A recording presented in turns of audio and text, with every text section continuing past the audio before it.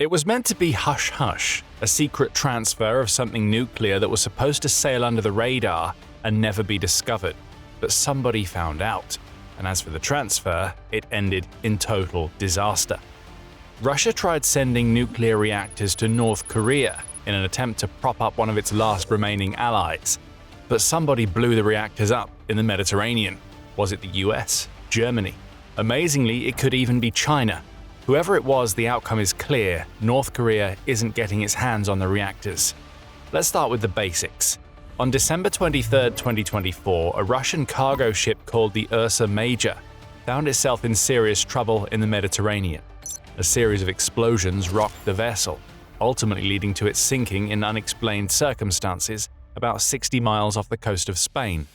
Reporting at the time suggested there was no reason for these blasts to have occurred. Russia's foreign ministry said there had been an explosion in the engine room, the BBC reported on December 24th. The same outlet noted that the Ursa Major had left St. Petersburg 12 days before and that it was supposed to be sailing to Vladivostok, carrying a cargo of 2 massive cranes. But there was an interesting little snippet in the BBC report that has become very important now. The destination could not be confirmed independently. Aspects of the story simply didn't make sense. The Ursa Major was sanctioned by the US and several other nations, making it a likely part of Russia's shadow fleet. Straight away, any claims about where it was going and what it was carrying had to be treated with suspicion. The vessel was also sailing in the same area of the Mediterranean Sea as another sanctioned Russian ship, the Sparta. Both had reportedly sailed through the English Channel just a few days before the explosion rocked the Ursa Major. Something didn't add up. Now, this is the sort of route that a ship sailing to Vladivostok might take. The territory is in Russia's far east, and sailing around northern Russia is difficult at the best of times and practically impossible at the height of winter.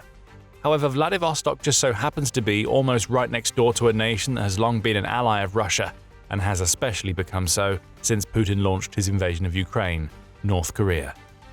Questions were already being asked about the story that Russia gave about the ship, and now, almost 18 months later, we're starting to get some answers. The Ursa Major wasn't taking cranes to Vladivostok.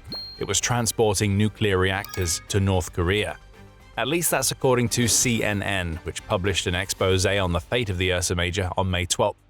The outlet alleges that Russia's sanctioned ship was heading to North Korea with nuclear reactors, and even more shockingly, that the fire in the engine room had been caused not by a mechanical or technical fault, but by something far more dangerous.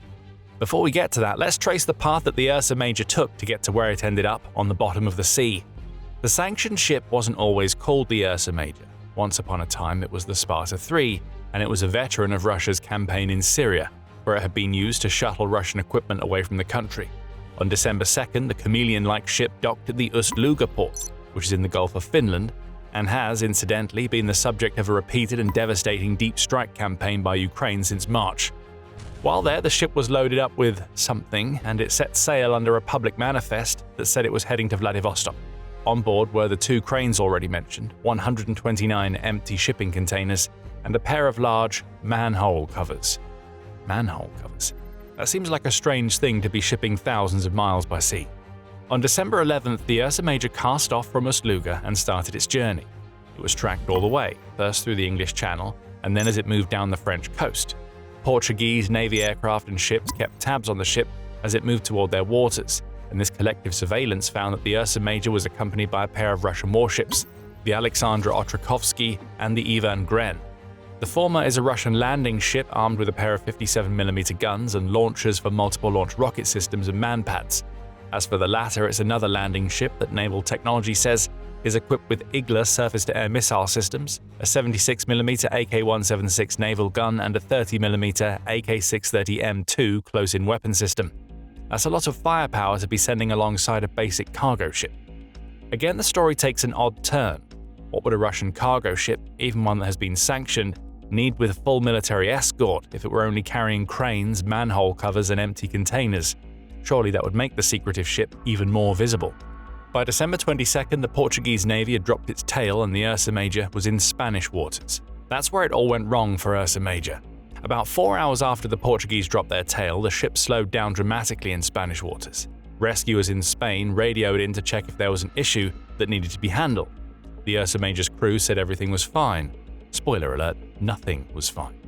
About a day later, the Ursa Major took a sharp deviation from its course, and at almost noon on December 23rd, the ship's crew issued an urgent call for help. They reported a massive trio of explosions on the starboard side of the ship that had killed 2 crew members. The Ursa Major was now immobile. Spain jumped into action, sending rescue crews to pick up the surviving 14 crew members. At around 7:30 p.m., a Spanish military vessel arrived to assist. Half an hour after that, the Even Gren issued an order to all nearby ships to stay 2 nautical miles away from the stricken ship and demanded that the rescue crew be returned immediately. Spain listened to the order and didn't send more ships. Instead, Spain sent a helicopter and landed a small rescue crew. Footage captured from the scene showed a rescuer trying to enter the engine room, only to find it sealed off. Still, the rescuers found that the Ursa Major was stable and seemed unlikely to sink. They left. Then at 9:50 p.m., the Even Gren launched a series of red flares over the scene, and 4 explosions were registered in a pattern that the Spanish National Seismic Network later told CNN resembled that of underwater mines or overground quarry blasts. A little over an hour later, the Ursa Major sank. From stable to sinking in less than 4 hours is strange enough, but for all of that to happen as a Russian military ship was lighting off flares and more explosions were rocking the ship, none of it added up. It wasn't until the ship's captain spoke that some insight into what the Ursa Major was really carrying was revealed. What the captain said changed everything.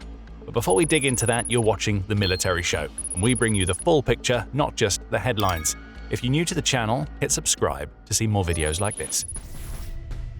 Now, there's a little clue as to what the Ursa Major was likely carrying that went underreported at the time of its sinking. The Ursa Major had a license to carry nuclear materials, and the bombshell the ship's captain dropped revealed that it may have been doing just that.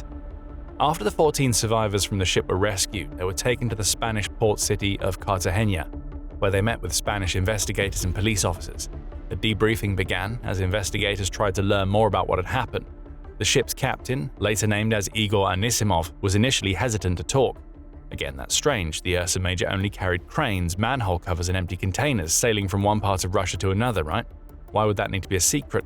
And why would it need to be such a secret that the captain was reportedly fearing for his life during the debriefing? Spain's investigators soon found out.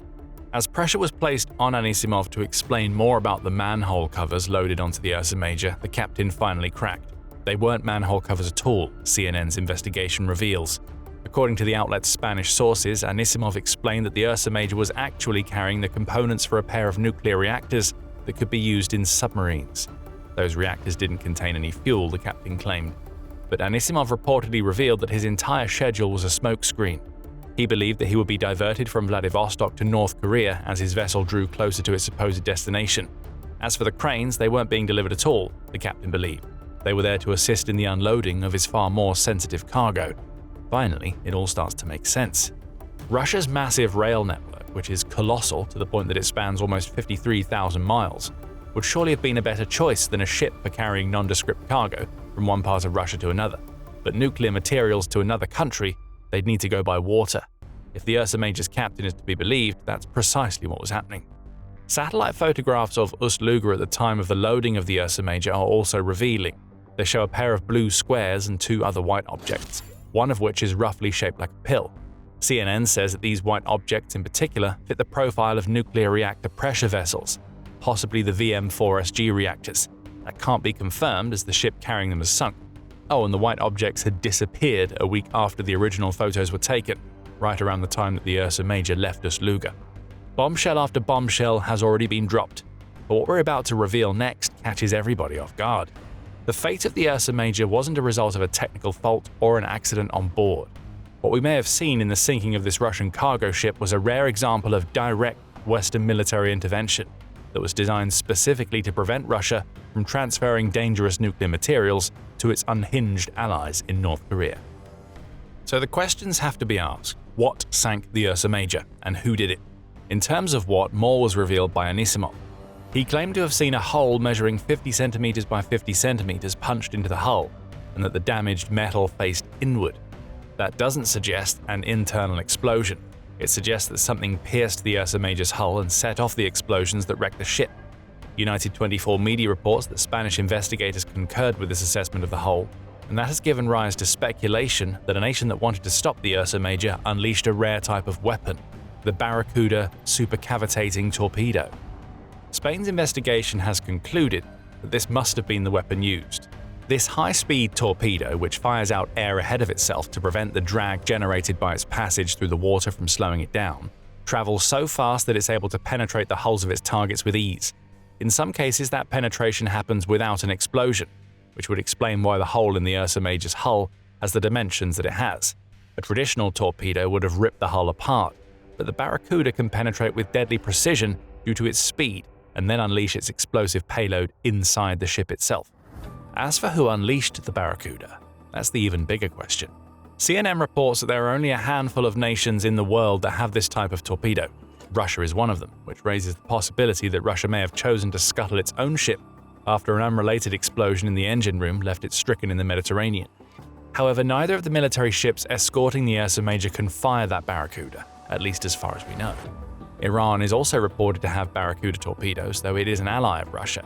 Could Iran have been looking to thwart North Korea's nuclear ambitions? We suppose it's possible, though Iran's regime wasn't going to risk angering Russia in late 2024, especially as Russia and Iran were on the verge of signing a new partnership treaty. Then there are the Western nations. The US is reported to have Barracuda-type torpedoes. CNN reports that there are also several NATO member nations that have them. Germany is one of them. How do we know? It was Germany that made the superkavitierende Unterwasserlaufkörper, otherwise known as the Barracuda, in the first place. Remember that Germany's NATO allies have been tracking the Ursa Major across almost its entire journey. Could Germany have unleashed its torpedoes on the back of secret NATO approval? Again, it's all possible, as is the US launching an attack. Unfortunately, this is also all speculation. All we really know is the names of some of the nations that have the Barracuda. Adding to the speculation is that the Barracuda also doesn't necessarily need to be launched from a submarine. It can also be launched from the air into the water, from where it continues its supercavitation trip. But we come to another twist in the tale. The Barracuda was presented to the public as a prototype in 2005, and around 12 of the torpedoes are reported to have been made. However, it also never officially went into development or procurement. In other words, nobody is supposed to have the torpedo that Spain believes was responsible for the sinking of the Ursa Major at all. Perhaps that means that several other nations have built on the technology that Germany developed to create their own versions of the Barracuda. If that's the case, nobody is really talking about it, which only lends more to the air of mystery surrounding the Ursa Major's sinking. The Pentagon, along with authorities in Spain and the UK, as well as the Ursa Major's owners, all declined to comment when asked by CNN. So the answer as to who attacked the Ursa Major comes down to who knew what it was carrying, and who has a vested interest in making sure that North Korea doesn't get its hands on any sort of major military technology. The US seems like the frontrunner there. But there is also no NATO nation that wants to see North Korea get stronger. Returning to what was used to sink the Ursa Major, some believe that the Barracuda wasn't a factor at all.